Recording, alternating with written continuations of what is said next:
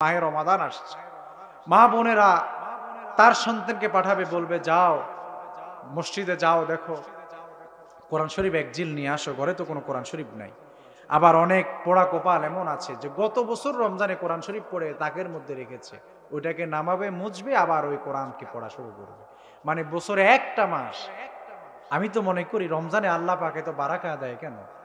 রমজানে এত পরিমাণ রিস্কের ব্যবস্থা আল্লাহ পাক কোথা থেকে করেন যে আমরা খাবার খেয়ে মানে রমজানে আমরা সারাদিন রোজা রাখার পরে রাত্রে এত পরিমাণ খাবার থাকে যে আমাদের ঘরে, প্রত্যেকের ঘরে এমনটা হয় যে কোনটা ছেড়ে কোনটা খাবো কোনো কুল কিনারা পাওয়া যায় না। তা আল্লাহ পাক রমজানে এত বারাকা দেয় কেন? আমার তো মনে হয় কারণ এই রমাদান আল মুবারকে আমরা যত আমল করি আমরা অন্য কোনো মাসে এত আমল আমরা করি না। এই জন্য এই মাসে আল্লাহ পাক বারাকাও বেশি দেয়। এই মাসে সবাই কোরআন শরীফ পড়ে। এভাবেই করে যদি সারা বছর কোরআন পড়তো তাহলে পরে আল্লাহ পাক আমার তো মনে হয় সারা বছর এভাবেই আমাদেরকে রিজিক দিতে থাকতেন। সুবহানাল্লাহ। আমাদের কোরআনের সাথে আজ সম্পর্ক নাই। কোরআন শরীফ এখন আমাদের বাৎসরিক ইবাদতের রূপ নিয়েছে। আমরা যারা জীবনে বারাকা লাভ করতে চাই, বরকত শান্ত জীবনে, ইনশাআল্লাহ আমরা প্রত্যেকেই জীবনে বারাকা হাসিল করতে চাই আল্লাহর কাছে। এই বারাকা কিভাবে আমরা হাসিল করব? আমরা আজ 15টি কারণ জানবো ইনশাআল্লাহ। 15টি মাধ্যমে আল্লাহর কাছে আমরা যদি এই 15টি কাজ করতে পারি, আল্লাহ আমাদের জীবনে দুনিয়া এবং আখেরাত আল্লাহ পাক আমাদের জন্য বারাকার ব্যবস্থা করে দিবেন ইনশাআল্লাহ।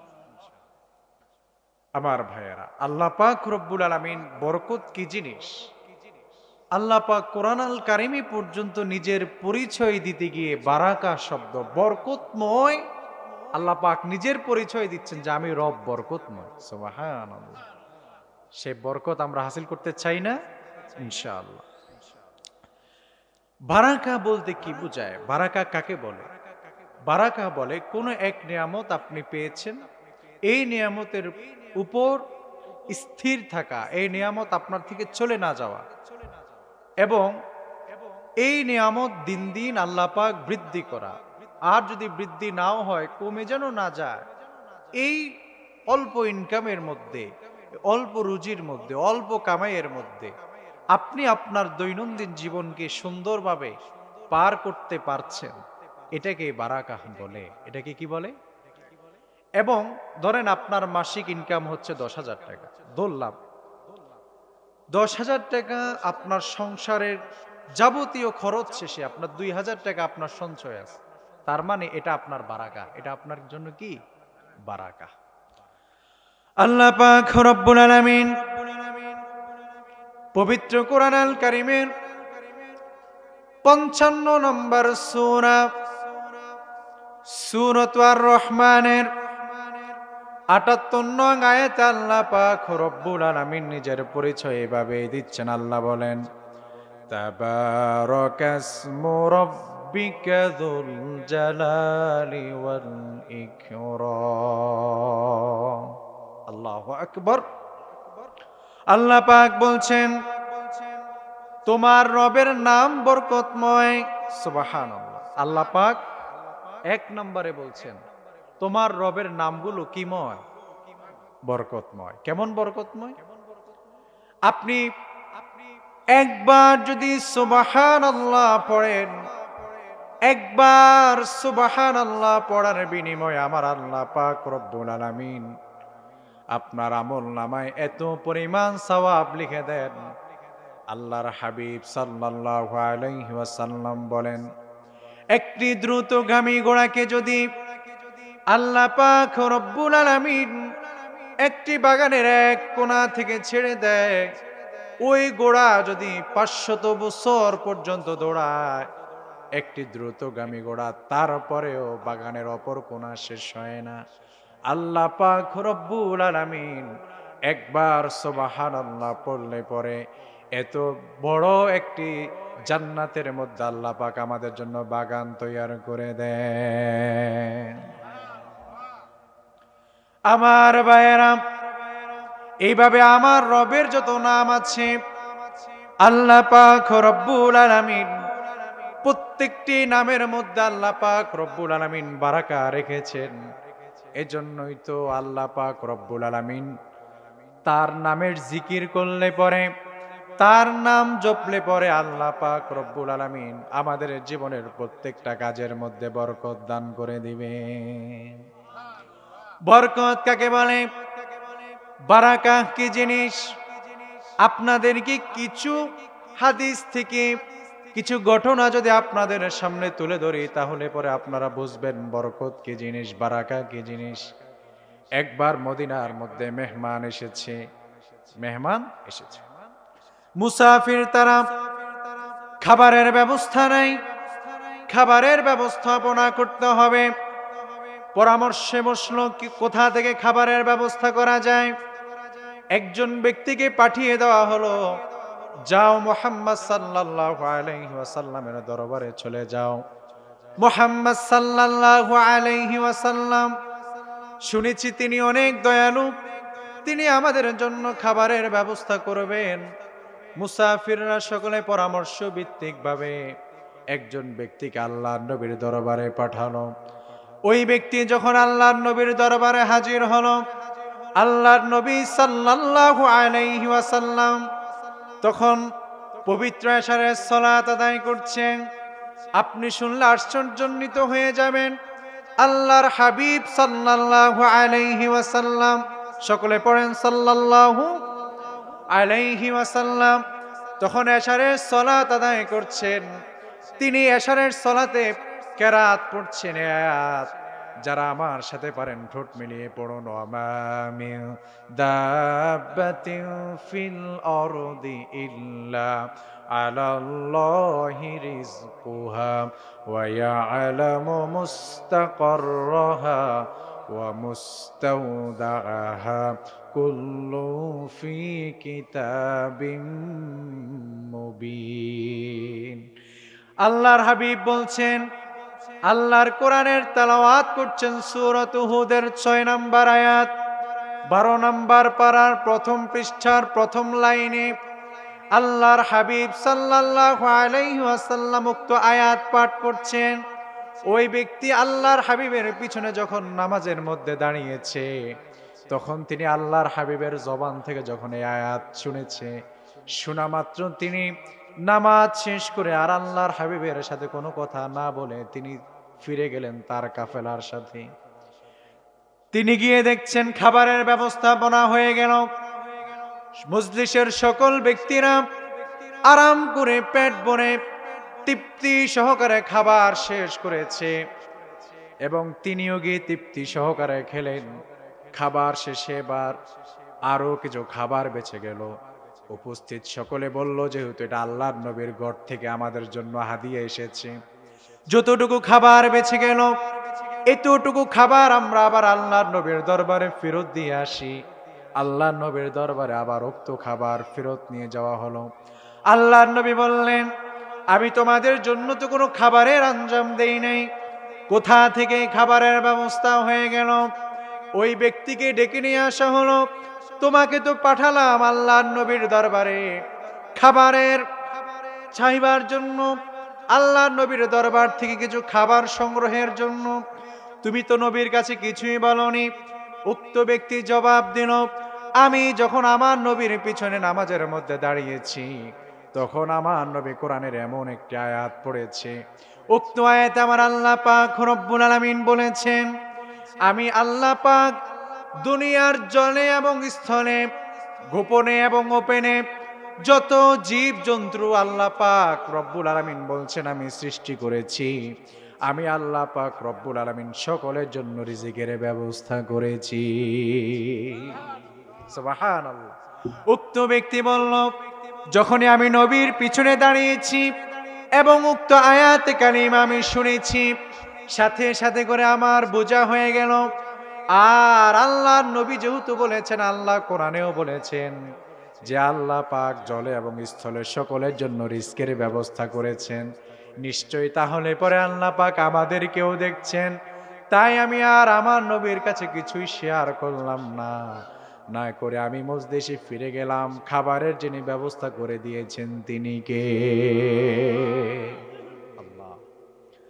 আমার ভাইয়েরা, আল্লাহ পাক রব্বুল আলামিন বারাকা কি জিনিস, বারাকা কত বড় নিয়ামত। আপনাদেরকে আরো কিছু ঘটনা শোনালে পরে আপনারা বুঝে যাবেন। এরপরে আমি বলবো কি কি কাজ করলে আল্লাহ পাক আপনাদেরকেও বারাকা দান করবেন। আল্লাহর নবী সাল্লাল্লাহু আলাইহি ওয়াসাল্লাম খন্দকের যুদ্ধের প্রস্তুতি নিচ্ছেন। খন্দকের যুদ্ধের প্রস্তুতি নিচ্ছেন। মাটি খনন করার কাজ কত কঠিন। অনেক সাহাবীরা সেখানে উপস্থিত হয়েছে আল্লাহর নবীর কাজে সহযোগিতা করার জন্য। সকল সাহাবীরা কাজ করছে। আল্লাহর নবীর একজন সাহাবী হযরত জাবির রাদিয়াল্লাহু তাআলা আনহু, হযরতে জাবির রাদিয়াল্লাহু তাআলা আনহু তার স্ত্রী ছোট্ট একটি বকরি জবাই করলো, তাকে রান্না করলো। বলল, যাও আল্লাহর নবীর কানে কানে তুমি গিয়ে বলবে, ওগো আল্লাহর নবী, আমার ঘরে আপনার জন্য একটু খাবারের ব্যবস্থা করেছি। আপনি যদি আমার ঘরের মেহমান হতে, তবে সাবধান, আল্লাহর নবী ছাড়া যেন আর কেউ না শুনে, কারণ পরিমাণ কি কম। আল্লাহর নবীর সাহাবী হযরতে জাবের আল্লাহর নবীর কানে কানে গিয়ে বলল, গো নবী, আপনাকে দাওয়াত করার জন্য এসেছি। আল্লাহর নবী সাল্লাল্লাহু আলাইহি ওয়াসাল্লাম তিনি দাওয়াত গ্রহণ করলেন। কিন্তু যখন খাবারের সময় হয়ে গেল, খাবারের সময় হওয়ার পরে আল্লাহর নবী সকল সাহাবীদেরকে ডাকলেন, ও সাহাবীরা আসো, আমাদের ভাই, তোমাদের ভাই জাবের আমাদেরকে দাওয়াত করেছে। হযরত জাবের আতঙ্কিত হয়ে গেলেন, দাওয়াত দিলাম একজনকে, সব সাহাবীদেরকে আমার নবী আমার বাড়িতে নিয়ে যাচ্ছে, কি হবে আজ? আল্লাহর নবী বললেন, সকল সাহাবীরা আসো। আল্লাহর নবী খন্দকের যুদ্ধে গর্ত খনন কাজে যতজন সাহাবী নিয়োজিত ছিল, সকল সাহাবীদেরকে নিয়ে হযরতে জাবের রাদিয়াল্লাহু তাআলা আনহুর বাড়িতে গিয়ে উপস্থিত। হযরতে জাবের রাদিয়াল্লাহু তাআলা আনহুর স্ত্রী দেখা মাত্র বেহুশ হয়ে গেলেন। বেহুশ মানে আতঙ্কিত হয়ে গেলেন। স্বামীকে ডাক দিলেন, জাবের এদিকে আসো। জাবের আসলো, বলল, স্বামী গো, তোমাকে তো আমি দাওয়াত করতে বলেছি শুধুমাত্র নবীকে, এতগুলো সাহাবী এসেছে, কিভাবে আমি খাবারের ব্যবস্থা করব? আমার ভাইরা একটু বলুন তো, আল্লাহর নবীকে যে আমার তার সাহাবী জাবের কানে কানে দাওয়াত করেছেন শুধুমাত্র নবীকে, আমার নবীকে এটা বুঝেননি? আল্লাহর নবী যে সবাইকে নিয়ে উপস্থিত হয়েছেন, পর্দার ভিতরের ঘটনাও কি আমার নবী বুঝতেছেন না? বুঝতেছেন। আল্লাহর নবী বুঝছেন। জাবের আর জাবেরের স্ত্রী পর্দার অন্তরালে পরামর্শ করছে কিভাবে এই বিশাল বেজালের সমাধান করা যায়। আল্লাহর নবী বললেন, জাবের রে, চিন্তা করবা না, কি কি তুমি পাক করেছো, কি কি তুমি তৈয়ার করেছো, সব তুমি আমার সামনে নিয়ে আসো। আল্লাহর নবীর সামনে গোস্তের যে পাতিলাটা, গোস্তের যে বাটি, সেটি নিয়ে আসা হলো, রুটির বাটি নিয়ে আসা হলো। আল্লাহর নবী বললেন, একটি কাপড় দিয়ে ঢেকে দাও। আর কাপড়টি তুলে তুলে আল্লাহর নবী সকল সাহাবীদেরকে ভাগ করে দিলেন। সকল সাহাবীরা তৃপ্তি ভরে খেয়ে নিল। আল্লাহর নবীও খেলেন। এরপরে আল্লাহর নবী কাপড় তুলে বললেন, জাবের, আরো যেই পরিমাণ খাবার বেঁচে আছে তা তুমি এবং তোমার স্ত্রী তৃপ্তি সহকারে খেতে পারবে। সুবহানাল্লাহ। এর নাম বারাকা। এর নাম কি? বারাকা, বরকত। শেষ আরেকটি ঘটনা বলি। আমার ভাইয়েরা, সাইয়্যিদুল মুহাদ্দিসিন আল্লাহর নবীর একজন সাহাবী আছেন, যেই সাহাবী আল্লাহর নবীর অনেক হাদিস যিনি সংগ্রহ করেছেন, অনেক হাদিস তার থেকে বর্ণিত হয়েছে। সবচেয়ে বেশি যেই সাহাবী হাদিস বর্ণনা করেছেন, তার নাম কি? আবু হুরায়রা রাদিয়াল্লাহু তাআলা। তিনি ক্ষুধার জ্বালায় একদিন, প্রচুর খিদা লেগেছে, সময়টি ছিল জোহরের সময়। সকল সাহাবীদের নামাজ শেষ হয়ে গেল। সকল সাহাবীরা নামাজ শেষ করে মসজিদ থেকে বের হচ্ছে। হযরত আবু হুরায়রা ক্ষুধার যন্ত্রণায় মসজিদের গেটের সামনে দাঁড়িয়ে আল্লাহর কোরআন যে আয়াতগুলোতে আল্লাহ পাক দান সদকা করার কথা বলেছেন, এই আয়াতগুলো দাঁড়িয়ে দাঁড়িয়ে পড়ছেন। মূল উদ্দেশ্য হচ্ছে কোন সাহাবীর যেন ওনাকে দেখে একটু মায়া হলে পরে কিছু খাবার যদি ওনার জন্য ব্যবস্থা করা যায়, এই উদ্দেশ্যে। কোন সাহাবীরা আবু হুরায়রার দিকে তাকায়ও না। সকল সাহাবীরা তাকালেও বা কি করবে, কারণ সকল সাহাবীদের অবস্থা একই রকম। সাহাবীরা সবাই যে যার মতো করে চলে যাচ্ছে। আমার ভাইয়েরা, সকল সাহাবীরা চলে গেল। আল্লাহর নবী মসজিদ থেকে বের হচ্ছেন। আল্লাহর নবী তো দিলওয়ালা, এমন দিলওয়ালা, কারো চোখের পানি দেখলে পরে তিনি সহ্য করতে পারতেন না। তিনি আবু হুরায়রাকে সাথে করে নিয়ে গেলেন তার বাড়িতে। গিয়ে বললেন, স্ত্রীরা রে, ঘরে কি আছে? আল্লাহর নবীর স্ত্রীরা বলল, গো আল্লাহর নবী, ঘরের মধ্যে কোনো কিছু সংরক্ষণে নাই। ঘরের মধ্যে কোনো কিছু সংরক্ষণে নাই, খাবারের জন্য কোনো কিছুই নাই। কিন্তু কিছুক্ষণ আগে আপনার একজন সাহাবী, তার ওটের বাছুর হয়েছে, ওটের বাচ্চা হয়েছে, সেহেতু সে ওটের প্রথম দুধটা আপনার জন্য হাদিয়া পাঠিয়েছে। তাই করে এক পেয়ালা মাত্র দুধ আছে, এই ছাড়া আর কিছুই নাই। আল্লাহর নবী বললেন, উক্ত পেয়ালাটা আমার হাতে দাও।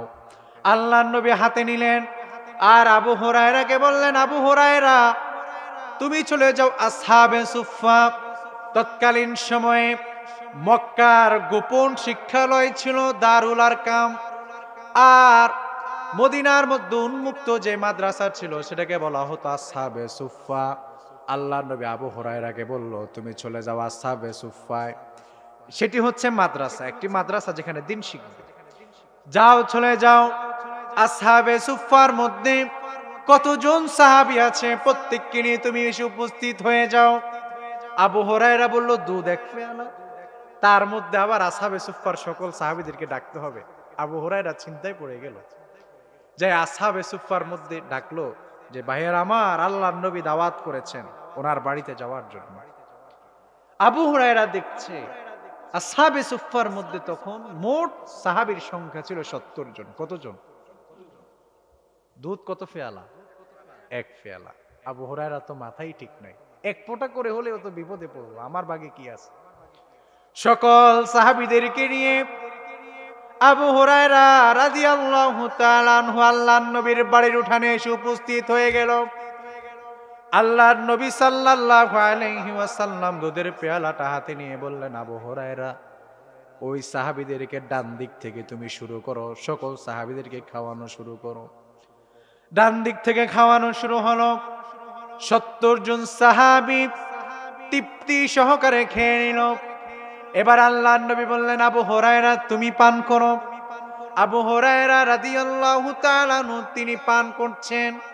পান করতে করতে এক পর্যায়ে আল্লাহর নবীকে বলেন, ওগো নবী, আর এক ফোঁটা দুধ যদি আমি পান করি তাহলে পরে আমি বমি করে দিব, আমার ভিতরে আর জায়গা হচ্ছে না। আল্লাহর নবী সাল্লাল্লাহু আলাইহি ওয়াসাল্লাম নিজের স্ত্রীদেরকে খাওয়ালেন। এরপরে আল্লাহর নবী খেয়ে শেষ করলেন। আমার ভাইয়েরা, মূল বিষয় আপনাদেরকে যেটা বুঝাতে চেয়েছিলাম, এক পেয়ালা দুধ কতজন খেয়েছে? 70 জনের বেশি খেয়েছে। একটু চিন্তা করুন তো, এই এক পেয়ালা দুধের মধ্যে আল্লাহ পাক রব্বুল আলামিন এত এত পরিমাণ বারাকা দান করেছেন। কিন্তু আজকের সমাজে 20,000 30,000 টাকার নিচে কম ইনকাম করে এরকম ফ্যামিলি খুব কমই আছে। এরপরেও আমাদের হাই হুতাশের শেষ নাই। এরপরে আমাদের মাস শেষ হলে পরে চিন্তার শেষ নেই, কোথা থেকে রিজিকের ব্যবস্থা হবে। তার কারণ হচ্ছে আমরা আল্লাহ বিরতা থেকে সরে গিয়েছি, আল্লাহর পথ থেকে আমাদের আস্থা সরে গিয়েছে, যার কারণে আজ দিন দিন আমাদের উপর থেকে বারাকা কমে যাচ্ছে, বারাকা আমরা খুঁজে পাচ্ছি। আসুন, কি কি কাজ করলে পরে আল্লাহ পাক বারাকা দান করবেন, মূল পয়েন্ট, মূল আলোচনায় ঢুকে যাচ্ছে। মনোযোগ আছে তো? ইনশাআল্লাহ, ইনশাআল্লাহ। যে যে কাজ করলে পরে আল্লাহ পাক রব্বুল আলামিন আপনার এবং আমার জীবনে আল্লাহ পাক বারাকা দান করবেন। 1 নাম্বার, ইমানদার হয়ে ইমান এনে তাকওয়া ভিত্তিক জীবন যাপন যদি আমি এবং আপনি করতে পারি, তাহলে পরে আল্লাহ পাক আমাদের জীবনে বারাকা দান করে দিবে। সুবহানাল্লাহ। ঈমান আল্লাহ, ঈমান আনয়ন করার পরে আমরা তাকওয়া ভিত্তিক জীবন যাপন করব। তাকওয়া কি? তাকওয়া হচ্ছে আল্লাহ ভীরুতা, আল্লাহর প্রতি ভয়। যেখানে কেউ নাই সেখানে তিনি আছেন। উনি কে? আরো জোরে বলেন। যেখানে যেখানে কেউ পৌঁছাতে পারে না, কারো দৃষ্টিপাত হওয়ার সুযোগ নেই, সেখানে আমার আল্লাহ পাক সবকিছু দেখছেন। সুবহানাল্লাহ। আমার ভাইয়েরা, আল্লাহ পাক রব্বুল আলামিন পবিত্র কোরআন আল কারীমের 7 নম্বর সূরা সূরাতুল আরাফের 96 নং আয়াত আল্লাহ পাক রব্বুল আলামিন বলছেন, ওয়ালাউ আন্না আহলাল কুরা আমানু ওয়াত্তাকাউ লাফাতাহনা আলাইহিম বারাকাতিম মিনাস সামাই ওয়াল আরদ ওয়ালাকিন কাযযাবু ফাআখাযনাহুম বিমা কানু ইয়াকসিবুন। চিল্লায় পড়েন আল্লাহু আকবার। আল্লাহ পাক রব্বুল আলামিন বলছেন, যদি জনপদের মানুষরা জানতো, যদি জনপদের মানুষরা বুঝতো, যদি তারা এটা বিশ্বাস করত এবং তারা সাবধান হতো, তাকওয়া ভিত্তিক জীবন যাপন যদি তারা করত, আল্লাহ পাক বলছেন তাহলে পরে আমি তাদের জন্য আসমানের মধ্যে যত বারাকার দরজা আছে আমি আল্লাহ পাক তাদের জন্য খুলে দিতাম। আল্লাহ বলছেন ঈমান আনয়ন করার পরে যদি কেউ তাকওয়া ভিত্তিক জীবন যাপন করত, আল্লাহ বলছেন যদি জনপদের মানুষগুলো বুঝতো, তারা যদি সাবধান হতো, তারা যদি সতর্ক হতো, আর তারা যদি তাকওয়া ভিত্তিক জীবন যাপন করত, আল্লাহ বলছেন আমি তাদের জন্য আসমানের সকল বারাকার দরজা খুলে দিতাম। সুবহানাল্লাহ। আপনি চিন্তা করেছেন? আমার ভাইয়েরা, এজন্য আসুন আল্লাহ ভীরুতা আমরা ভিতরে ঢুকিয়ে নেই। আল্লাহ ভীরুতা কি জিনিস? তাকওয়া ভিত্তিক জীবন যাপন বলতে কি বোঝায়? হযরত আব্দুল্লাহ ইবনে ওমর রাদিয়াল্লাহু তাআলা আনহু ওনার শাসন আমলে উনি একদিন খোঁজ খবর নিচ্ছেন দেশের মানুষের। একদিন তিনি এক বাড়ির পাশে এক দুধ বিক্রেতার বাড়ির পাশ দিয়ে তিনি হেঁটে যাচ্ছেন। মা এবং মেয়ে পরের দিন বাজারে দুধ বিক্রি করবে। মা বলছে একটু পানি মিশিয়ে দাও। মেয়ে বলছে মা, পানি যদি মিশিয়ে দেই দুনিয়ার কেউ হয়তো দেখবে না, কিন্তু যিনি দেখবেন তিনি কে? আল্লাহকে, তাই ভয় করুন। আমার ভাইয়েরা, মা বলছেন আরে আল্লাহ কি আমাদেরকে দেখছেন নাকি? আমরা তো হযরতে ওমরের অথবা আব্দুল্লাহ ইবনে ওমরের চোখ পাখি দেওয়ার চেষ্টা করছি। ভালো করে বুঝবেন। মেয়ে বলছে মা, দুনিয়ার সাধারণ একজন শাসককে আপনি ভয় করছেন, অত সেই শাসক যদি না দেখে আপনার ব্যাপারে কোনো ফায়সালা হবে না। কিন্তু যিনি দেখছেন, যিনি এই দুনিয়ার মধ্যে আপনার ব্যাপারে হয়তো আল্লাহ পাক আপনাকে ছাড় দিয়ে দিচ্ছেন, কিন্তু কিয়ামতের কঠিন ময়দানে যেদিন আপনি দাঁড়িয়ে যাবেন, গোটা দুনিয়ার মানুষ আপনাকে দেখবে।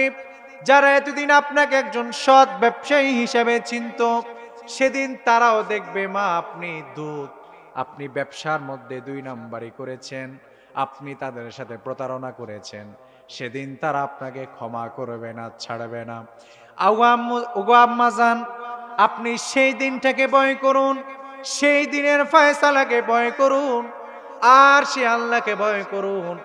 এই যে গোপন ঘরের মধ্যে কেউ নাই, আছে শুধুমাত্র মা এবং মেয়ে।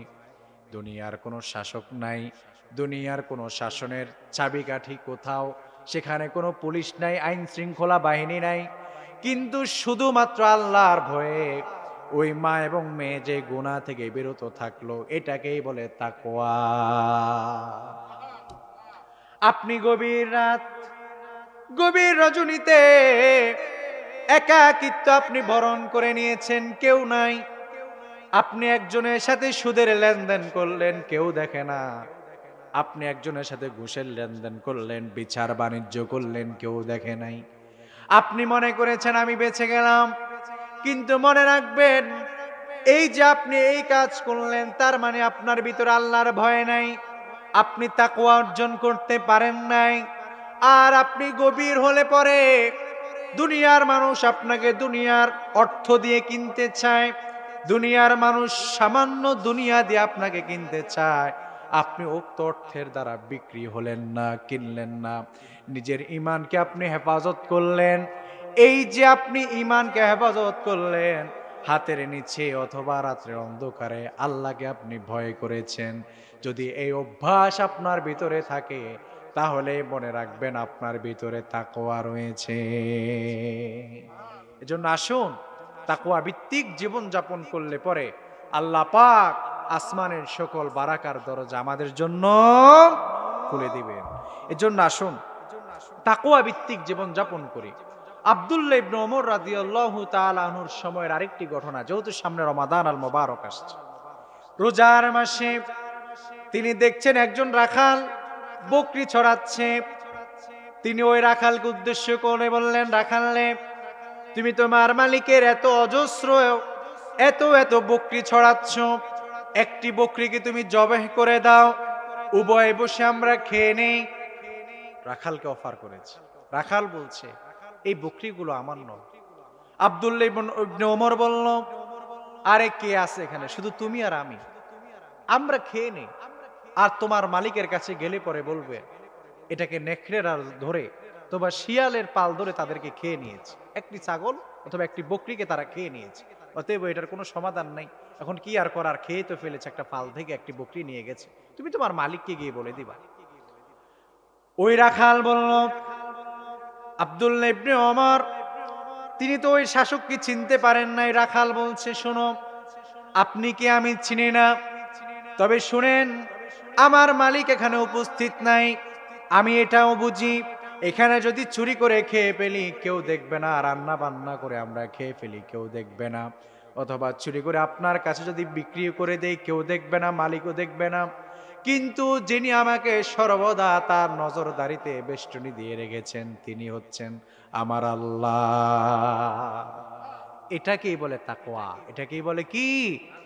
তার মানে বুঝা গেল, আপনি একজন সাধারণ মানুষ হন, রাখাল হন, আপনি আপনার জীবনের যে কোনো প্রান্তে থাকেন, যেভাবেই থাকেন, আপনি আল্লাহকে যদি ভয় করে চলতে পারেন, আল্লাহ পাক আপনার জন্য বারাকার দরজা সমূহ খুলে দিবেন। তাহলে এক নাম্বার আমরা জানলাম, তাকওয়া ভিত্তিক জীবন যাপন করলে পরে আল্লাহ পাক আমাদের জীবনের মধ্যে বারাকা দান করবেন। দুই নাম্বার, যে কাজ করলে পরে আল্লাহ পাক রব্বুল আলামিন আমাদের প্রত্যেকের জীবনে বারাকা দান করবেন, সেটি হচ্ছে বেশি বেশি ইস্তেগফার পড়া, বেশি বেশি ইস্তেগফার পড়া। বেশি বেশি ইস্তেগফারের মাধ্যমে আল্লাহ পাক আপনার জীবনকে বরকতময় করে দিবেন। সুবহানাল্লাহ।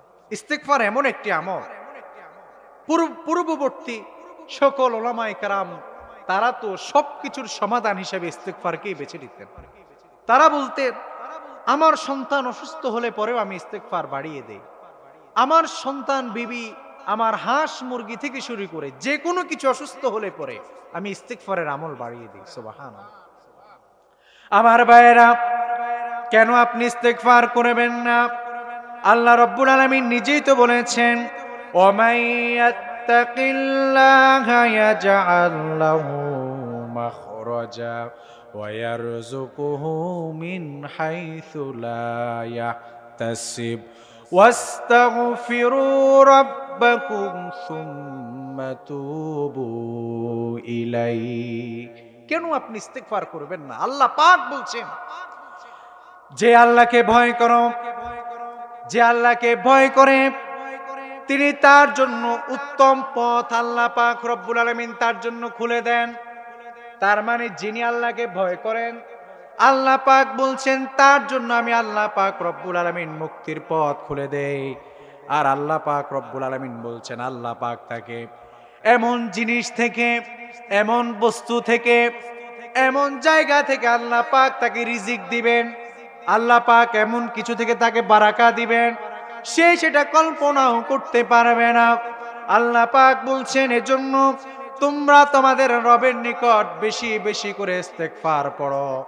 আমার ভাইয়েরা, বেশি বেশি করে ইস্তেগফার করলে পরে যিনি আমার এবং আপনার জন্য যথেষ্ট হয়ে যাবেন সেই মহান সৃষ্টিকর্তার নাম গলার সবটুকুন আওয়াজ ছেড়ে দিয়ে বলুন তো, আরো জোরে পড়ুন আল্লাহ।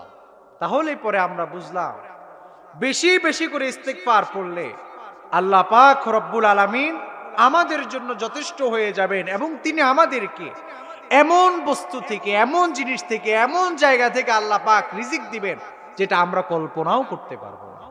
ইস্তেগফার করলে পর আরেকটা ফজিলত হচ্ছে, ইস্তেগফার যারা বেশি বেশি করে পড়ে আল্লাহ পাক তাদেরকে মুস্তাজাবুদ দাওয়াহ বানিয়ে দেন।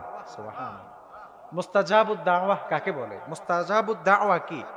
মুস্তাজাবুদ দাওয়া ওই সকল ব্যক্তিদেরকে বলা হয় যারা দোয়া করলে পরে, হাত তুলে আল্লাহর কাছে চাইলে পরে আল্লাহ পাক তার কোনো দোয়াকে ফিরিয়ে দেন না, মানে তিনি চাইলেই আল্লাহ পাক কবুল করে নেন। সুবহানাল্লাহ।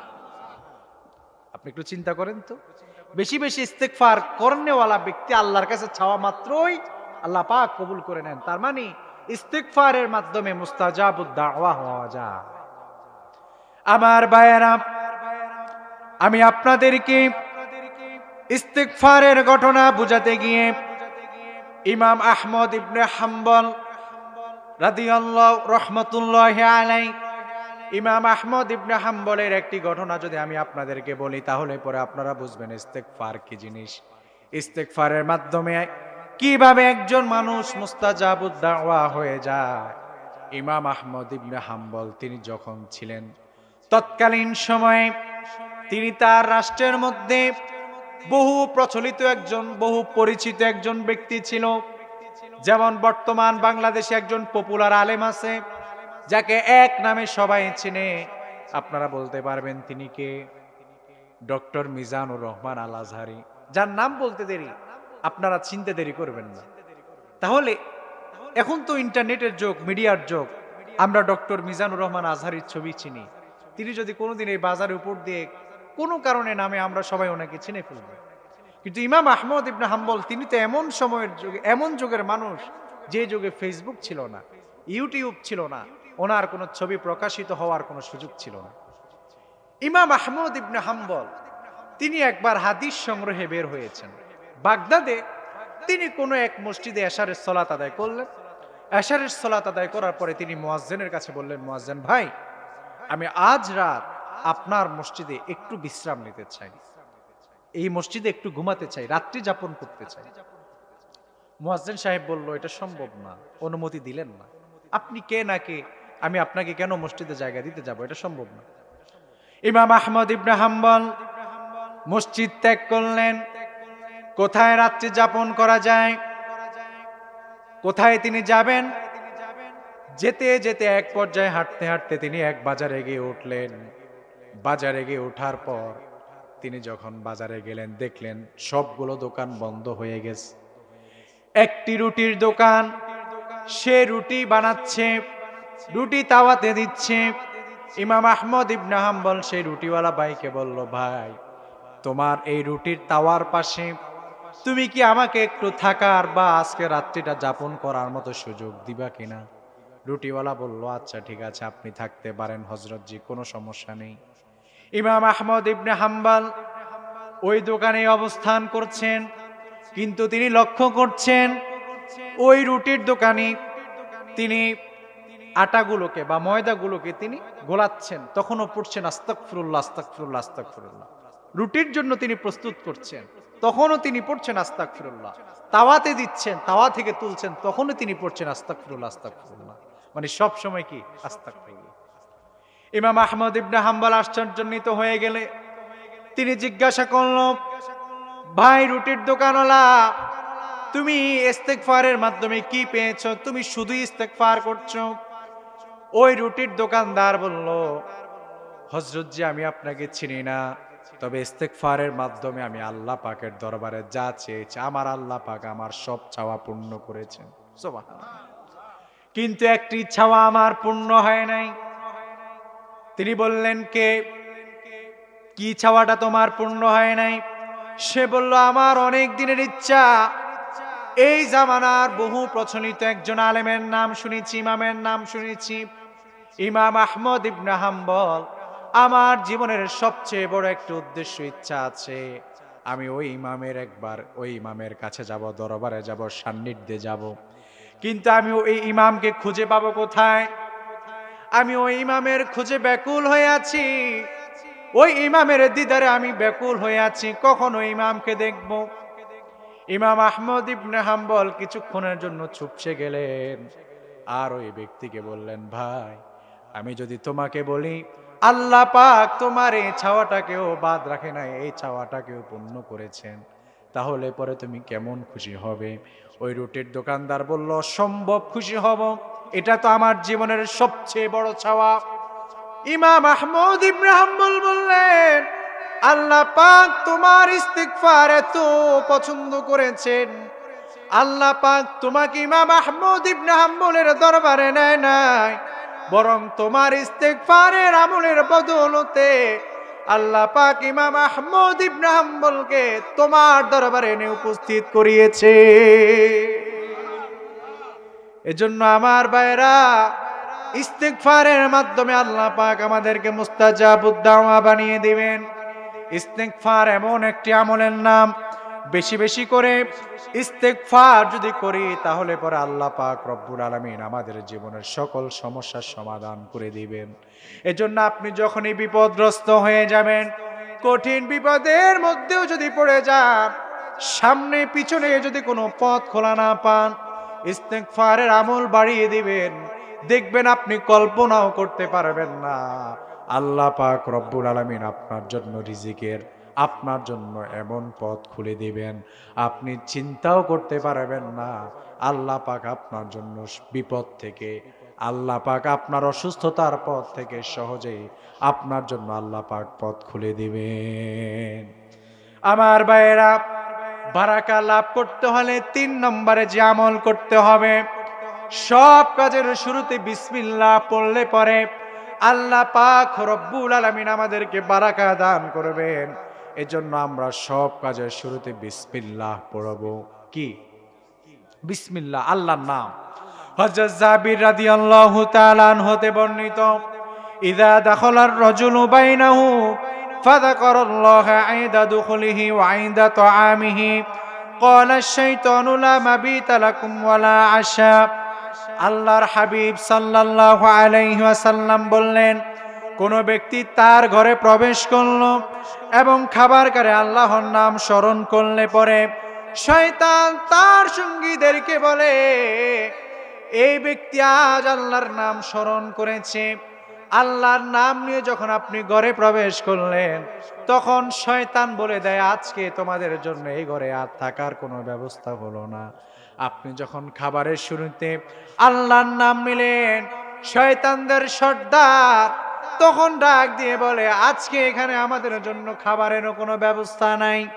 আর আপনি যখন ঘরে ঢোকার সময় বিসমিল্লাহ পড়লেন না, খাবারের শুরুতেও বিসমিল্লাহ পড়লেন না, ওয়াইদা দাখালা ওয়া লাম ইয়াযকুরিল্লাহ ইনদা দুখুলিহি ক্বালা আশ-শাইতানু আদরাকতুমুল মাবিত ফাইদা লাম ইয়াযকুরিল্লাহ ইনদা তাআমিহি ক্বালা আদরাকতুমুল মাবিতা ওয়াল আশা। তখন শয়তানের সর্দার তার দলবলকে বলে, দেখো আজকে তোমাদের জন্য এই ঘরের মধ্যে থাকারও ব্যবস্থা হয়ে গেল, খাবারেরও ব্যবস্থা হয়ে গেল।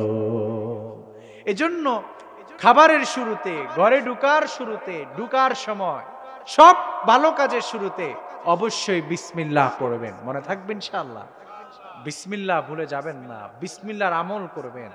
যেই কাজের শুরুতে আপনি বিসমিল্লাহ পড়বেন, আল্লাহ পাক আপনার সেই কাজের মধ্যে বারাকা দান করবেন। এর জন্য অনেকে খাবারের মাধ্যমে পেটের অসুখ হয়। পেটের অসুখ বলতে পাতলা পায়খানা হয়। অনেক ক্ষেত্রে পেটের অনেক নানান ক্ষতি আমরা সাধন করি। পেটের রোগ খাবারের মাধ্যমে, আপনাকে কোনো রোগ আপনাকে গ্রাস করতে পারবে না যদি আপনি খাবারের শুরুতে আল্লাহর নাম নেন। আজকের সমাজে তো আমাদের সিস্টেম হচ্ছে খাবার মাশাআল্লাহ আসছে, আর কোন রকম বর্ডার ছাড়া ইচ্ছা মতো খাবার চলতে থাকে আলহামদুলিল্লাহ, যতক্ষণ পর্যন্ত না গলা পর্যন্ত পৌঁছায়। ইচ্ছা মতো খা, আল্লাহর নামও নাই, কোথা থেকে এই রিজিক এসেছে একটু চিন্তাও করেন, আল্লাহর শুকরিয়া আদায় করেন। আছে না নাই? আবার ভাইরা, কোথা থেকে এই খাবার আপনার সামনে এসেছে একবার সে মহান রব, মহান সত্তাকে একবার স্মরণ করেন না। সেই মহান রবকে স্মরণ করে আপনি আল্লাহর নামে খাবার শুরু করবেন, এবং আপনি আল্লাহর নামে যদি আপনি ঘরে প্রবেশ করেন, তাহলে পরে ঘরের মধ্যে জিন শয়তান থেকে শুরু করে যত প্রকার শয়তান আছে, আল্লাহ পাক রব্বুল আলামিন সকল শয়তান থেকে, সকল শয়তানের ফিতনা থেকে আল্লাহ পাক রব্বুল আলামিন আপনাকে হেফাজত করবে। বিসমিল্লাহ আরেকটি ফজিলত হচ্ছে, বেশি বেশি করে বিসমিল্লাহ পড়লে আল্লাহ পাক রব্বুল আলামিন আপনাকে, আপনার স্মরণ শক্তি আল্লাহ পাক বৃদ্ধি করে দিবেন। যে সকল ছাত্র ভাইয়েরা, যে সকল পিতামাতাদের সন্তানেরা তাদের পড়ালেখা জিহান জাকাত একটু কম, তাদেরকে অনুরোধ করছে আপনারা আপনাদের সন্তানদেরকে বিসমিল্লাহর সবক দিবেন। হুজুর জন্য একটু ছেড়ে দেন, একটু ছেড়ে দেন হুজুর, ছেড়ে দেন। আমার ভাইয়েরা, আমরা মূল আলোচনায় যাচ্ছি। তাহলে আমরা বুঝতে পারলাম বেশি বেশি বিসমিল্লাহর মাধ্যমে আল্লাহ পাক রব্বুল আলামিন আপনার জ্ঞান, আপনার সন্তানের জ্ঞানকে আল্লাহ পাক রব্বুল আলামিন বৃদ্ধি করে দিবেন।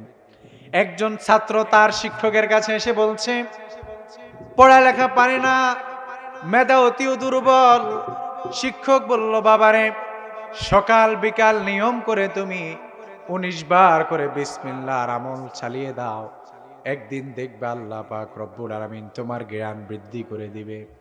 আমার ভাইয়েরা, ছাত্র ওস্তাদের প্রেসক্রিপশন অনুযায়ী আমল শুরু করে দিলে পরে এক সময় দেখা যায় আল্লাহ পাক রব্বুল আলামিন তার জ্ঞান বৃদ্ধি করে দিয়েছে। এর জন্য যে সকল ছাত্র ভাইয়েরা পড়ালেখাকে স্মরণ রাখতে পারেন না, ভুলে যান, তারা বেশি বেশি করে বিসমিল্লাহর আমল করবেন, বেশি বেশি করে আল্লাহর নাম নিবেন। তাহলে পরে দুনিয়ার যে কোনো ভালো কাজ আপনি করবেন, সকল ভালো কাজের শুরুতে আপনি আল্লাহর নাম নিয়ে যদি করেন, আল্লাহ পাক রব্বুল আলামিন আপনার সেই কাজের মধ্যে বারাকা দান করবে। 4 নাম্বার, যেই কাজ করলে পরে আল্লাহ পাক রব্বুল আলামিন আমাদের জীবনে, আমাদের রিজকে, আমাদের হায়াতে আল্লাহ পাক বরকত দিবেন, সেটি হচ্ছে যখনই নামাজের আজান হয়ে যাবে, সঠিক সময়ে, সঠিক নিয়মে, সঠিকভাবে যদি আমরা নামাজ আদায় করতে পারি, আল্লাহ পাক রব্বুল আলামিন আমাদের জীবনে প্রচুর বারাকা দান করে দিবে। আল্লাহ পাক রব্বুল আলামিন পবিত্র কোরআনের 20 নম্বর সূরা, সূরাতু তাহা এর 132 নং আয়াতে আল্লাহ পাক রব্বুল আলামিন বললেন, ওয়া'মুর আহলাকা বিস-সালাতি ওয়াসতাবির আলাইহা লা নাসআলুকা রিজকা নাহনু নারযুকুক ওয়াল আকিবাতু লিত-তাকওয়া। আল্লাহ পাক রব্বুল আলামিন তিনি বলছেন, আর তোমরা তোমাদের পরিবার পরিজনকে সালাত আদায়ের আদেশ দাও এবং নিজেও তার উপর অটল থাকো, অবিচল থাকো, নিজেও তার উপর আমল করো, নিজেও সালাত আদায় করো, এবং তোমার পরিবার পরিজনদেরকেও সালাতের দাওয়াত দাও, তারাও যেন সালাত আদায় করে। আল্লাহ রব্বুল আলামিন বলছেন, আমি তো তোমাদের কাছে কোনো রিজিকের আশা করি না, বরং আমি আল্লাহ পাক রব্বুল আলামিন নিজেই তোমাদেরকে রিজিক দেই। তাহলে আল্লাহ বলছেন, শোনো রে, তুমি তোমার পরিবার পরিজনদেরকে নামাজের দাওয়াত দাও, তুমিও তার প্রতি অটল থাকো, আর আমি আল্লাহ পাক তোমাদের কাছে কোনো রিজিকের আশাও করি না, চাই না, বরং আমি আল্লাহ পাক তোমাদেরকে রিজিক দেই। তাহলে নামাজের সময় হলে নামাজের জন্য পরিবার পরিজনকে আমরা সব সময় তাগিদা দিব, নামাজ যেন কাজা না হয়ে যায়। সালাত এমন এক গুরুত্বপূর্ণ বিষয়ের নাম। আমি আর আপনি, আমরা কে আছি এমন যার নামাজ আদায় করার জন্য, সতর ডাকার জন্য কাপড় আমাদের ঘরে নাই? এমন গরিব মানুষ এই ভুইয়া বাজার আছে কেউ এরকম? এই অত্র এলাকা আল্লাহ নবীর একজন সাহাবী আবু তালহা রাদিয়াল্লাহু তাআলা আনহু, আল্লাহ নবীর এই সাহাবী নামাজের সালাম ফিরিয়েই সব সময় মসজিদ থেকে তাড়াহুড়া করে বের হয়ে যায়। আল্লাহর নবী এটা একাধিকবার লক্ষ্য করছেন। একদিন আল্লাহর নবী তার সাহাবীদেরকে বললেন, সাহাবীরা, আজকে নামাজের শেষে আবু তালহা যেন তাড়াহুড়া করে বের না হয়ে যায়। আবু তালহাকে বলবা সে যেন আমার সাথে সাক্ষাৎ করে। ভালো করে বুঝবেন, আল্লাহর নবী সাল্লাল্লাহু আলাইহি ওয়াসাল্লামের সাহাবীরা বলল, আবু তালহারে, আল্লাহর নবী তোমাকে স্মরণ করেছে, তোমাকে আজ আল্লাহর নবী তাড়াহুড়া করে বের হয়ে যেতে নিষেধ করেছেন। আবু তালহা নামাজ শেষ হলে পরে আল্লাহর নবীর সাক্ষাতে বসে আছেন। আল্লাহর নবী জিজ্ঞাসা করল, আবু তালহা, আমি লক্ষ্য করছি দীর্ঘদিন তুমি সালাম ফিরানোর পরে 1 মিনিটের জন্য তুমি মসজিদে থাকো না, তাড়াহুড়া করে বের হয়ে যাও। এত তাড়া কিসের তোমার? তুমি কেন এত দ্রুত মসজিদ থেকে বের হয়ে যাও?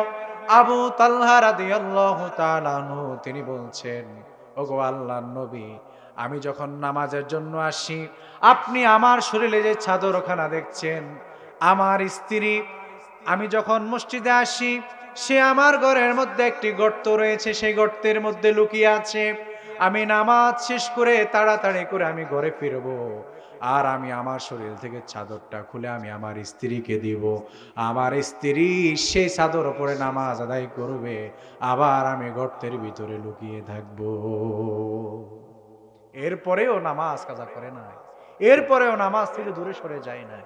আমার ভাইয়েরা, এজন্য নামাজের সময় হলে পরে কোনো এক্সকিউজ নাই, কোনো কোশ্চেন নাই, কোনো ব্যস্ততা নাই। সকল ব্যস্ততা বন্ধ করে দিয়ে যদি আপনি মসজিদে চলে যান, আল্লাহ পাক আপনার রিজিকে, আপনার হায়াতে, আপনার কামাই রুজিতে, দুনিয়া এবং আখিরাতে আল্লাহ পাক বারাকা ঢেলে দিবে। সুবহানাল্লাহ। তার মানে বুঝলাম 4 নাম্বার পয়েন্ট, নামাজ সঠিক সময়ে সঠিকভাবে আদায় করলে পরে আল্লাহ পাক আমাদের জীবনে বারাকা দান করে দিবেন। আমার ভাইয়েরা, নামাজ তো আপনাকে দুনিয়া থেকে এভাবেই আল্লাহ পাক রব্বুল আলামিন আপনাকে মুক্ত করবেন। দুনিয়ার রিস্কের কথা বললাম, কিয়ামতের কঠিন ময়দানে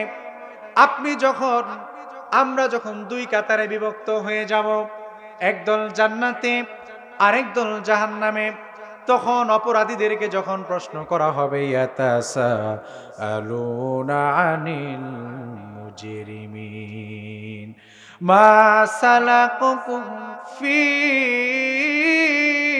সাকর। আল্লাহ তাআলা পবিত্র কোরআন আল কারীমে বলছেন, সেদিন অপরাধীদেরকে তাদের অপরাধ সম্পর্কে জিজ্ঞাসা করা হবে, বলা হবে, তোমরা তো দুনিয়াতে আমাদের সাথে একসাথে ব্যবসা বাণিজ্য করেছো, একসাথে আমরা চাষাবাদ করেছি, একসাথে আমরা ভুইয়া বাজারে বসে বসে চা খেয়েছি, আজ তুমি কেন জাহান্নামে যাচ্ছ? আমার ভাই, তুমি কেন আজ জাহান্নামের অধিবাসী হয়ে যাচ্ছ? অপরাধীদেরকে যখন অপরাধ সম্পর্কে প্রশ্ন করা হবে, তখন তারা বলবে, ক্বালু লাম নাকু মিনাল মুসাল্লিন। তখন অপরাধীরা বলবে, আমরা দুনিয়াতে নামাজে ছিলাম না, মুসল্লি ছিলাম না। তার মানে নামাজ দুনিয়াতেও যেমন আপনাকে মুক্ত করবে রিজিকের মাধ্যমে, অভাব অনটন থেকে মুক্তি করবে, মুক্তি দান করবে, ঠিক তেমনি ভাবে কিয়ামতের ময়দানেও আল্লাহ পাকের সকল পরীক্ষা থেকে নামাজ আপনাকে মুক্ত করে সবার আগে আগে আল্লাহ পাক আপনাকে জান্নাতে নিয়ে যাবে। সুবহানাল্লাহ। তাহলে নামাজ নিয়ে আমরা কোন রকম গড়িমসি করব না। 5 নাম্বার, কোরআনের সাথে সম্পর্ক বাড়ালে পরে আল্লাহ পাক আমার এবং আপনার জীবনকে বরকতময় করে দিবেন। কোরআনের সাথে সম্পর্ক বাড়ালে, আসুন কোরআনের সাথে সম্পর্ক বৃদ্ধি করি। আজকের সমাজে দেখা যায়, এই যে সামনে মাহে রমাদান আসছে, মা বোনেরা তার সন্তানকে পাঠাবে, বলবে যাও মসজিদে যাও, দেখো কোরআন শরীফ 1 জিল নিয়ে আসো, ঘরে তো কোনো কোরআন শরীফ নাই। আবার অনেক পোড়া কোপাল এমন আছে যে গত বছর রমজানে কোরআন শরীফ পড়ে তাকের মধ্যে রেখেছে, ওইটাকে নামাবে, মুছবে, আবার ওই কোরআনকে পড়া শুরু করবে। মানে বছরে 1টা মাস। আমি তো মনে করি রমজানে আল্লাহ পাক এত বারাকা দেয় কেন?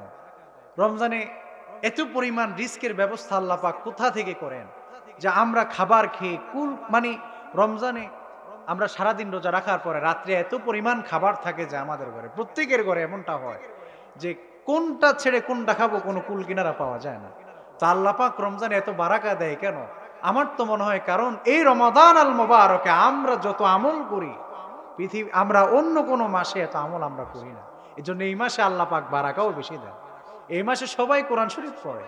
এভাবেই করে যদি সারা বছর কোরআন পড়তো তাহলে পরে আল্লাহ পাক আমার তো মনে হয় সারা বছর এভাবেই আমাদেরকে রিজিক দিতে থাকতেন। সুবহানাল্লাহ। আমাদের কোরআনের সাথে আজ সম্পর্ক নাই। কোরআন শরীফ এখন আমাদের বাৎসরিক ইবাদতের রূপ নিয়েছে।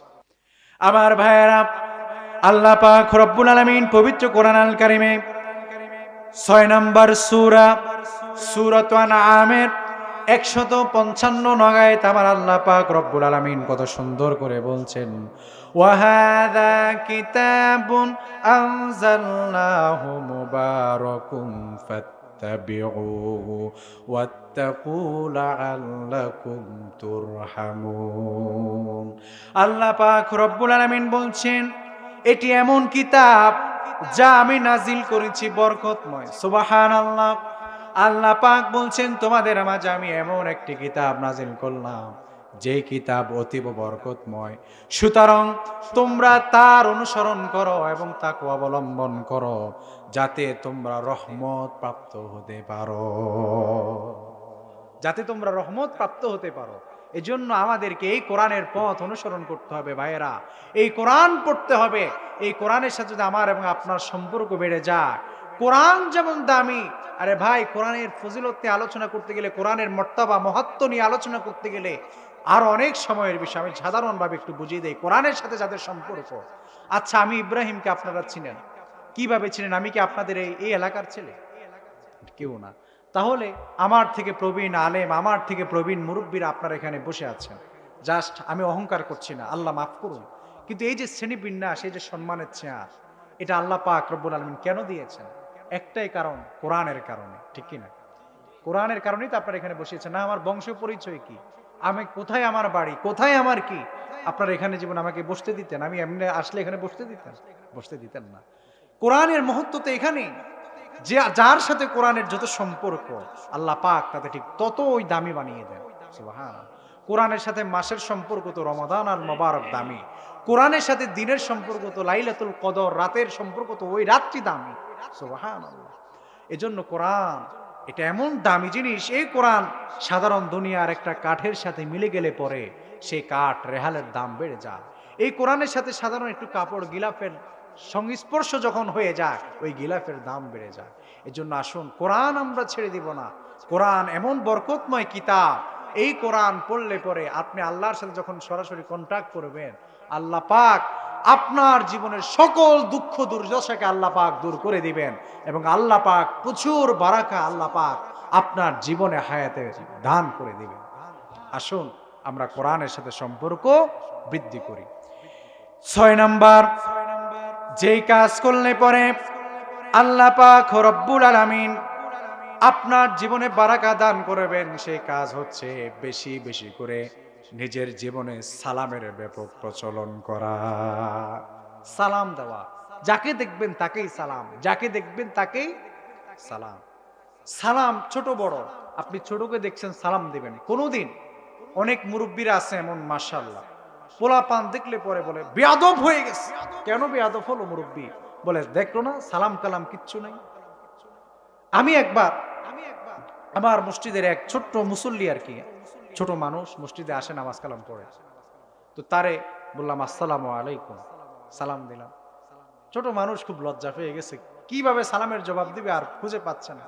পরের দিন সে আমাকে দেখে, হুজুর আসসালামু আলাইকুম, গলার হাক দেখছেন হুজুর, একদম দূর থেকে হুজুর হুজুর করে 3-4 বার ডেকে আসসালামু আলাইকুম, মানে আগের দিন যে শরম পাইছে। এজন্য আপনি মুরব্বী, আপনি যখন দেখবেন কোন ছেলে সালাম দেয় না, তখন আপনি দিয়ে দেন আসসালামু আলাইকুম, কেমন আছো। এই যে একটা লজ্জা পাবে, আপনাকে দেখলে পরে সে সামনে থেকে সেই আগে সালাম দিয়ে দিবে।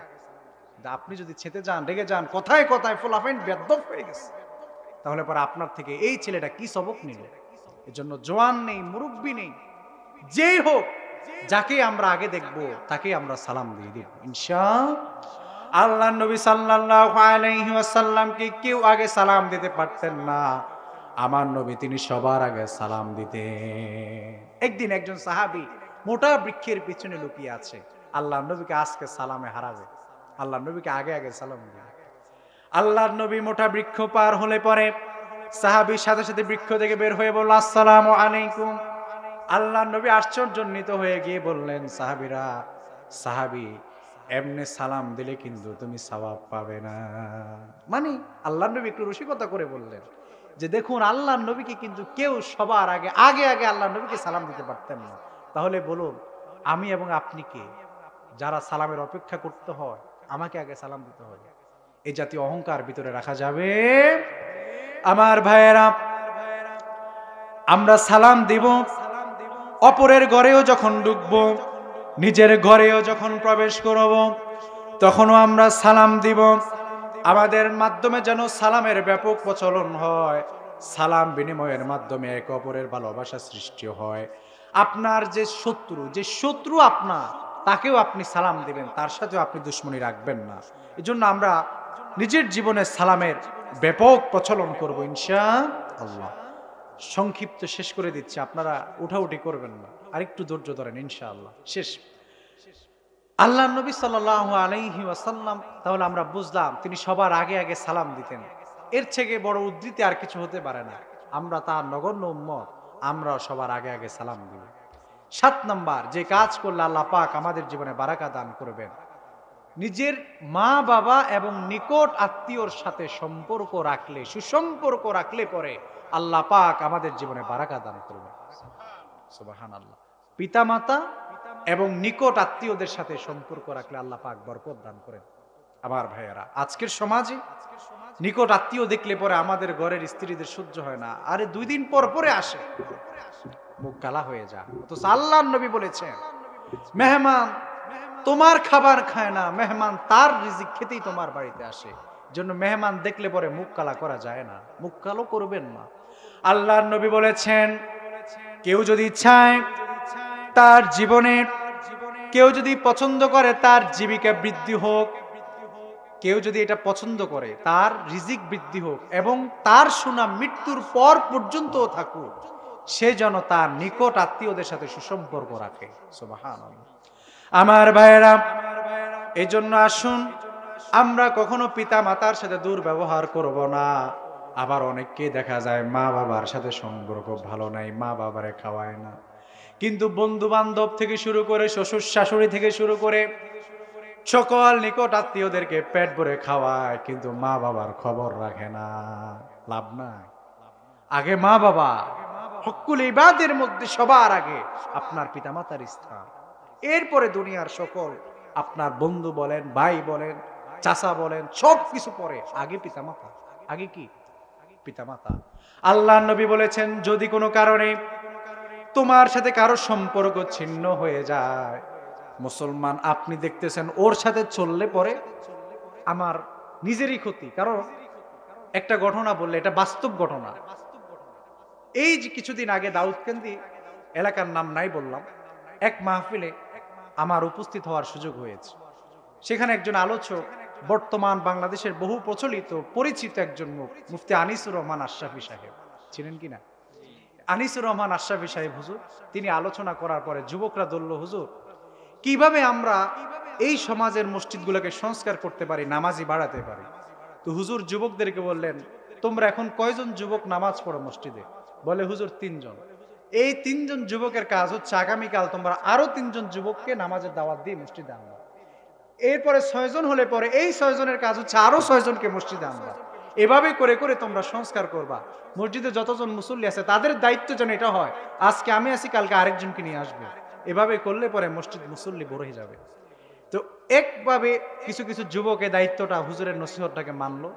মানতে গিয়ে এক যুবক, সে তার একজন নেশাখোর বন্ধুকে ডাকতে গেলে পরে ওই নেশাখোর দোস্ত বলল যে, দোস্ত আমি ফজরের সময় উঠতে চাই কিন্তু ঘুমের কারণে উঠতে পারি না, একটা কাজ করো, তুমি আমার সাথে রাত্রি যাপন করো, তুমি আমার সাথে থাকো, থাকলে পরে তুমি আমাকে ফজরের সময় ডেকে মসজিদে নিয়ে যাবে। সে বলল, তার আশেপাশের বন্ধু বান্ধবরা বলল যে, হুজুর এই ছেলের সাথে, এই নেশাখোর ছেলের সাথে রাত্রি 2 দিন 3 দিন থাকলো এবং একে মসজিদেও আনলো। 4র্থ কিংবা 5ম দিনের পর থেকে তাকে আর মসজিদে দেখি না। কিরে গিয়েছিলা হেদায়েত করতে, এখন তোমার খবর কই? তোমারই তো ফজরে দেখি না। বলে, এখন ওই নেশাখোরের সাথে থেকে ওই নেশাখোর আছে। এজন্য ভালো তো আপনি করতে যাবেন, দিনের দাওয়াত তো আপনি দিতে যাবেন, কিন্তু আগে তো নিজেকে হেফাজত করতে হবে। নিজেকে হেফাজত করার মতো কন্ট্রোল আপনার ভিতর থাকতে হবে, সেই কন্টিনিউটি, সেই কোয়ালিটি আপনার ভিতরে থাকতে হবে। আপনি নেশাখোরকে দাওয়াত দিতে যে আপনি নিজেই নেশাখোর হয়ে গেলেন, তার মাধ্যমে কি হলো? আরো ক্ষতি হয়ে গেল না? এজন্য আপনি যদি দেখেন এমন কোন বন্ধু, এমন কোন মানুষের সাথে চললে পরে আপনার জীবন এভাবে ধ্বংস হয়ে যেতে পারে, বিপদগ্রস্ত হয়ে যেতে পারে, আপনি অবশ্যই তার থেকে দূরে থাকবেন। কিন্তু আল্লাহর নবী বললেন, বুল্লু আরহামাকুম ওয়ালাউ বিসসালাম, তার সাথে তোমার সম্পর্কের সর্বশেষ গুণটি হবে দেখলে পরে তোমরা একে অপরকে সালাম দিবে। এটা হচ্ছে সম্পর্কের সর্বশেষ স্তর। সালাম দিবা না, একজন আরেকজনকে দেখলে মাথা মোটা করে রাগ করে চলে যাবা, এই সম্পর্ক রাখবা না কারো সাথে। তোমার জীবনের শত্রু হলেও সর্বশেষ সম্পর্ক যেন এরকম হয়, সালাম। জন্য আমার ভাইয়েরা, সম্পর্কের সর্বশেষ স্তর কোথায় হয় যেন? সালাম। আমরা এটা খেয়াল রাখবো এবং নিকট আত্মীয়দের সাথে আমরা সম্পর্ক রাখবো, পরিবার পরিজন প্রতিবেশীদের সাথে আমরা সুসম্পর্ক রাখবো। 8 নাম্বার, যে কাজ করলে পরে আল্লাহ পাক আমাদের জীবনে বারাকা দান করবেন, সেটি হচ্ছে ফজরের পরে সকাল সকাল না ঘুমিয়ে কাজ শুরু করবেন। আজকে তো আমরা কাজ শুরু করি 10টা, ঘুম থেকে উঠতে উঠতে 8টা 9টা, এবং ফজর পরে আমাদের একটু ঘুমাতে হয়। আল্লাহর হাবিব সাল্লাল্লাহু আলাইহি ওয়াসাল্লাম দোয়া করেছেন, আল্লাহুম্মা বারিক লি উম্মতি ফি বুকুরিহা। আল্লাহর হাবিব সাল্লাল্লাহু আলাইহি ওয়াসাল্লাম দোয়া করেছেন, ওগো আল্লাহ, আমার ওই সকল উম্মতকে আপনি বারাকা দান করে দেন যারা সকাল সকাল আল্লাহ পাক যারা কাজের মধ্যে নিমজ্জিত হয়ে যায়, আপনি আমার ওই সকল উম্মতদেরকে সকালবেলায় বারাকা দান করে দেন। আল্লাহর নবী সাল্লাল্লাহু আলাইহি ওয়াসাল্লাম দোয়া করেছেন। তার মানে সকাল সকাল কাজ শুরু করলে পরে আল্লাহ পাক বারাকা দান করেন। কিন্তু আপনি সকাল সকাল যদি কাজ না করে আপনি ফজরটা পড়েই ঘুমিয়ে গেলেন, এই যে অলসতা করলেন, এই অলসতার মাধ্যমে আল্লাহ পাক রব্বুল আলামিন সকাল বেলায় আল্লাহর নবীর দোয়া অনুযায়ী যে বারাকা দান করেন, সে বারাকা থেকে আমরা বঞ্চিত হলাম। এজন্য যারা কাজ করেন ফজরের পরপরই কাজ শুরু করবেন। বিশ্রাম নেওয়ার জন্য প্রয়োজনে দুপুরে খাবার দাবার খেয়ে একটু বিশ্রাম নেন, কিন্তু সকাল সকাল ঘুমাবেন না। সকাল সকাল ঘুমাবেন না, ফজরের পরে সজাগ থাকার চেষ্টা করবেন। আপনার যে কাজ, দৈনন্দিন কাজ, চাকরি বলেন, ব্যবসা বলেন, শ্রমিক বলেন, শ্রম বলেন, সেই কাজ আপনি সকাল সকাল শুরু করবেন ইনশাআল্লাহ। 9 নাম্বার, হারাম উপার্জন থাকা যাবে, জীবনে বারাকা নষ্ট হয়ে যায় হারাম উপার্জনের কারণে। যেমন এক বালতি দুধ নষ্ট হয়ে যায় এক ফোঁটা পানি, নাপাক পানির কারণে, ঠিক তেমনি ভাবে আপনার অঢেল পরিমাণ হালাল সম্পদ নষ্ট হয়ে যায় 10 টাকা সুদের কারণে।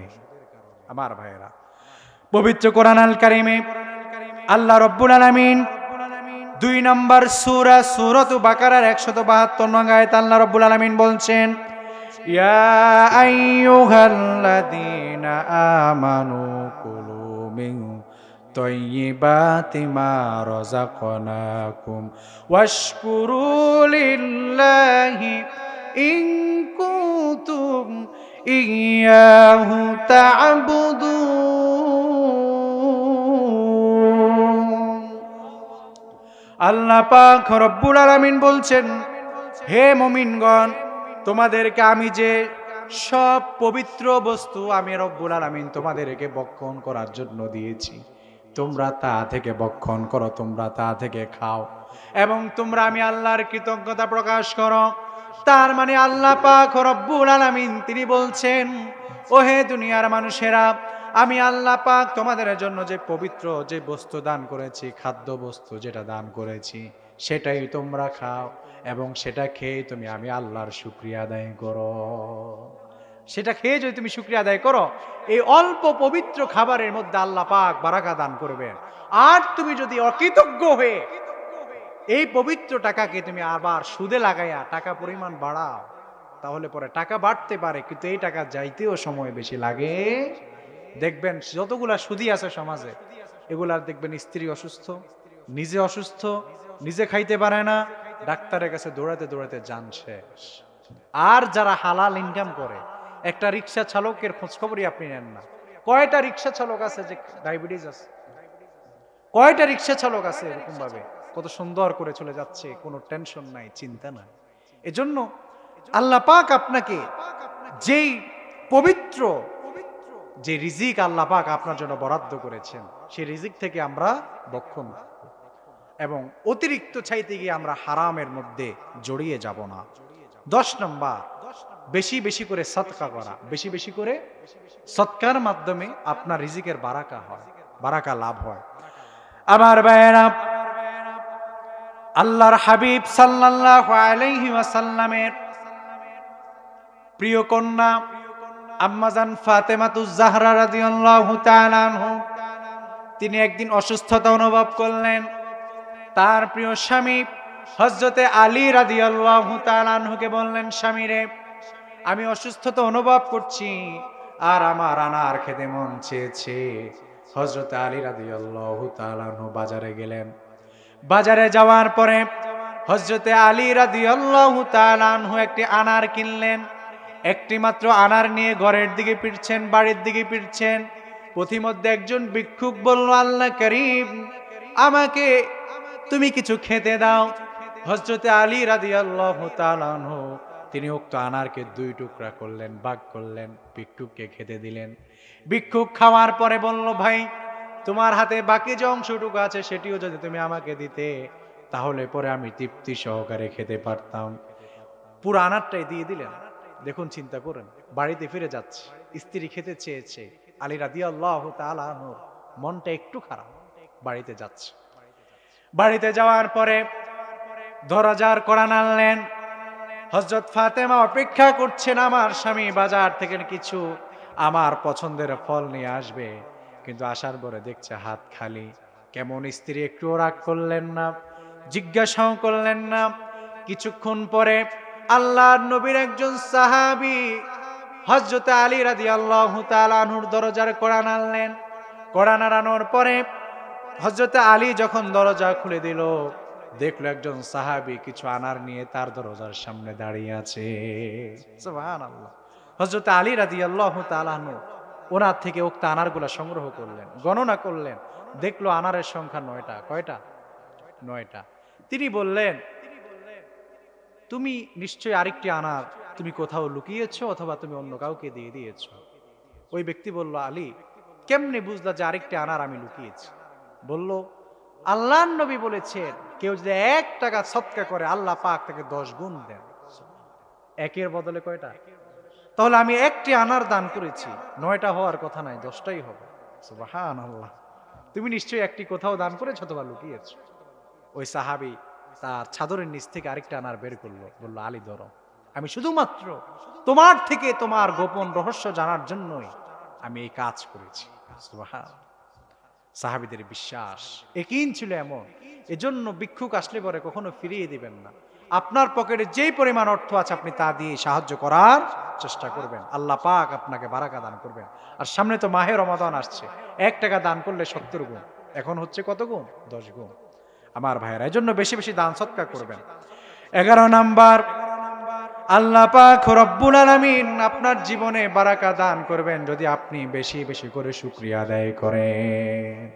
আল্লাহ রাব্বুল আলামিন বললেন, লা ইন শাকারতুম লা আযীদান্নাকুম ওয়া লা ইন কাফারতুম ইন্না আযাবি লাশাদীদ। আল্লাহ পাক রব্বুল আলামিন বলছেন, যদি তোমরা শুকরিয়া আদায় করো তবে অবশ্যই আমি তোমাদেরকে তোমরা যে নিয়ামতের শুকরিয়া আদায় করেছো আমি আল্লাহ পাক সেই নিয়ামতকে আরো বৃদ্ধি করে দেব।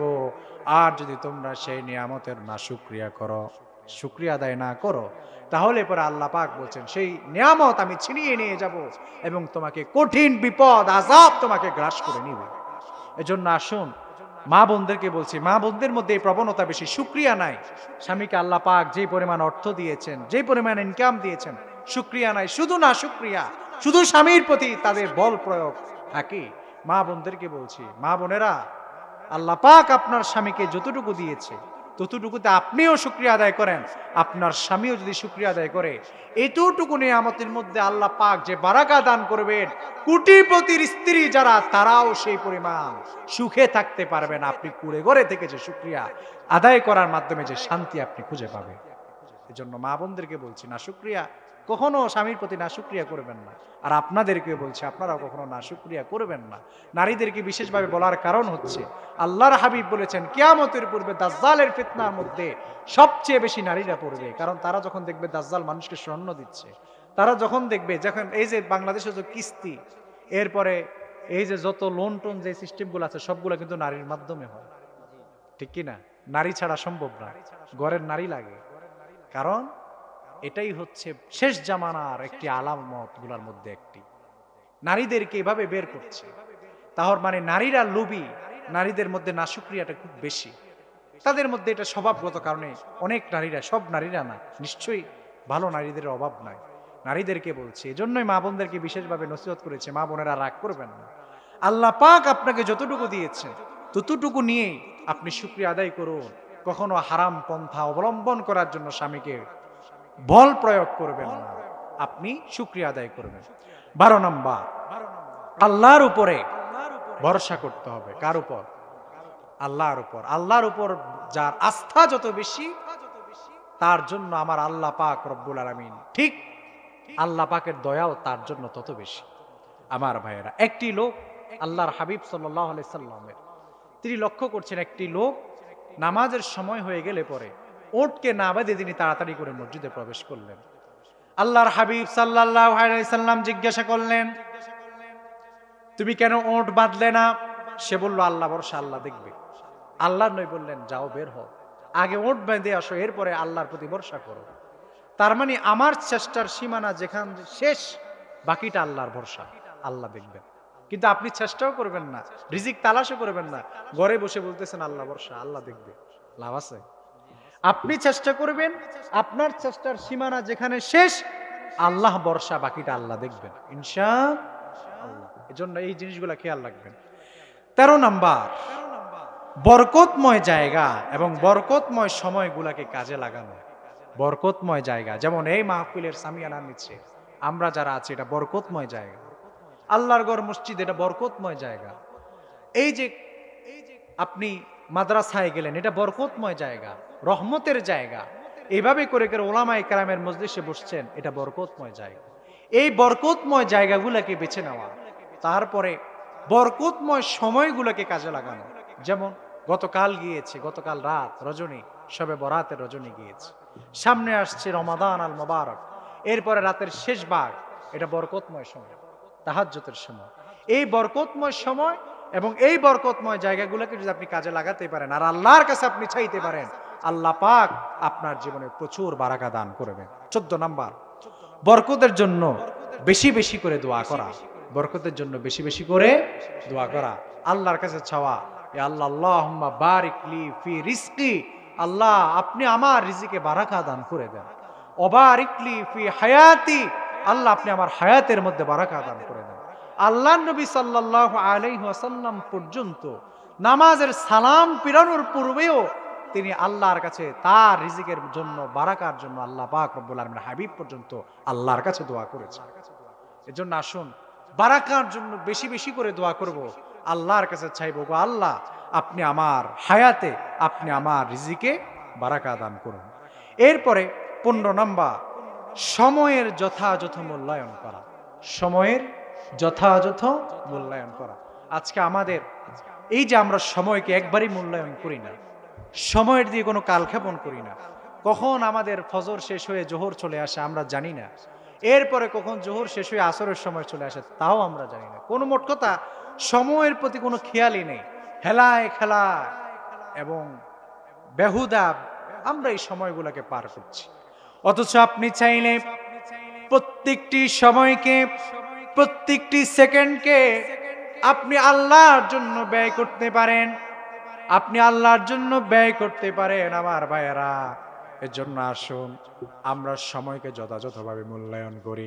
যেমন আপনি ধান লাগানোর সময় যদি আপনি ধান না লাগান, সময় শেষ হলে পরে আপনি যেমন আপনার ফসলের জমিন থেকে ফসল পাবেন না, ঠিক তেমনি ভাবে দুনিয়ার হায়াতের জীবনের এই প্রত্যেকটি সেকেন্ডকে আপনি যদি কাজে না লাগান, কিয়ামত দিবসে আপনি ঠিক তেমনি কোনো ফসল আপনি পাবেন না। তেমনি আপনি কোনো উপকার আপনি সময় দ্বারা আপনি সাধন করতে পারবেন না। এজন্য আসুন আমরা সময়কে যথাযথভাবে মূল্যায়ন করি।